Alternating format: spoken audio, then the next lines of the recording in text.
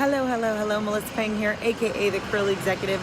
I have just gotten off a 12-hour flight. I am here in Austin, about to go home. It is the end of our vacation, and we're almost finished our questions. We have one more question left, and it's on collaborators. And the question goes a little like this: who is someone who has the same target as you but a different product than you?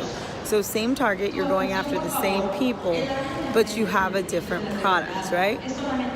The idea behind this question is simple. Oftentimes we think of collaborators, we don't really thoroughly dig in.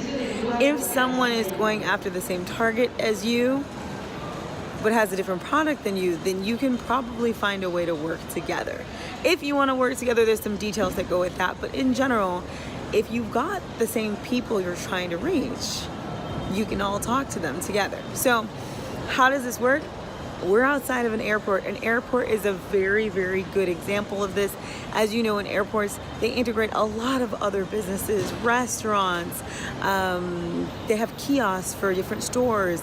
Everybody who's trying to go after these various travelers, there's advertising, right? So these are all different ways they're collaborating with other businesses that have the same target but a different product.